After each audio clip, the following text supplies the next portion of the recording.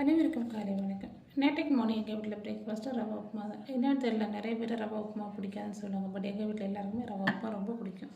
Roasted ரவான்னு தான் கடையில் வாங்குறது. இருந்தாலும் நாங்கன்னு ஒரு தடவை நல்லா வறுத்துருவேன். ஏன்னா எங்கள் வீட்டில் யாருக்கும் உப்புமா குழஞ்சாப்பில் வரது பிடிக்காது. உதிரி பதத்தில் உப்புமா இருக்கிறதா ரொம்ப பிடிக்கும். 2 பெரிய வெங்காயத்தை மெல்லிசாக கட் பண்ணி தாளித்து கடுகு போட்டு கருவேப்பிலை வெங்காயம் காஞ்ச மிளகாய் போட்டு வதக்கிட்டேன். உளுந்த பருப்பு கடலை பருப்பு சேர்க்குறது பாப்பாவுக்கு பிடிக்காதனால அதை 2 நாள் சேர்க்குறது கிடையாது. வெங்காயம் வதக்கிற டைம்லேயே உப்பு போட்டுட்டேன். வெங்காயம் நல்லா வதங்கினதுக்கப்புறமா தேவையான அளவு தண்ணி சேர்த்துடலாம். தண்ணி சேர்த்ததுக்கப்புறமா தேங்காய் விருப்பம் இருக்கிறவங்க சேருங்க, இல்லைன்னா வேணாம். எங்கள் வீட்டில் தேங்காய் சேர்க்குறது ரொம்ப பிடிக்கும். ஸோ நான் தேங்காய் அதிகமாகவே சேர்த்துருக்கேன். கொஞ்சம் கொஞ்சமாக ரவை சேர்த்து நல்லா மிக்ஸ் பண்ணி விட்டுடலாம். நல்லா வறுத்த ரவை அதனால அதிக நேரம் குக் ஆகணும்னு அவசியம் கிடையாது. ஒரு 5 to 7 மினிட்ஸ் லிட்டு போட்டு க்ளோஸ் பண்ணி சிம்மில் போட்டு குக் பண்ணிட்டோன்னா ரவை நல்லா ரெடி ஆயிரும். இப்போ நல்லா மிக்ஸ் பண்ணி விட்டுட்டு ஒரு லிட்டர் போட்டு 5 to 7 மினிட்ஸை க்ளோஸ் பண்ணி குக்காக விட்டுடலாம்.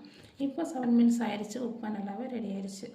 எங்கள் ஊர் சைடு நாங்கள் இப்படி தான் ரவை உப்புமா ரெடி பண்ணுறது. நீங்கள் உங்கள் ஊர்லலாம் எப்படி ரவை உப்புமா பண்ணுவீங்கிறத கமெண்ட் பாக்ஸில் கமெண்ட் பண்ணுங்கள். எங்கள் சைடில் ரவை உப்புமா கூட நாங்கள் பழம் இல்லைன்னா சக்கரை தொட்டு தான் சாப்பிடுவோம். எனக்கு செவ்வாழைப்பழம் சேர்த்து உப்புமா சாப்பிட்றது ரொம்ப பிடிக்கும். ஸோ நானும் பாப்பாவும் செவ்வாழைப்பழம் சேர்த்து சாப்பிட்டுட்டோம். பையன் மட்டும் சக்கரை தொட்டு சாப்பிட்டுட்டோம். யார் யாருக்கு எந்த உப்புமா பிடிக்குங்கிறத கமெண்ட் பாக்ஸில் கமெண்ட் பண்ணுங்கள். வீடியோ பிடிச்சிருந்தா லைக் பண்ணுங்கள், கமெண்ட் பண்ணுங்கள். என்னோடய சேனல் இது வரைக்கும் சப்ஸ்கிரைப் பண்ணாதவங்க சப்ஸ்கிரைப் பண்ணிக்கோங்க. தேங்க்ஸ் ஃபார் வாட்சிங்.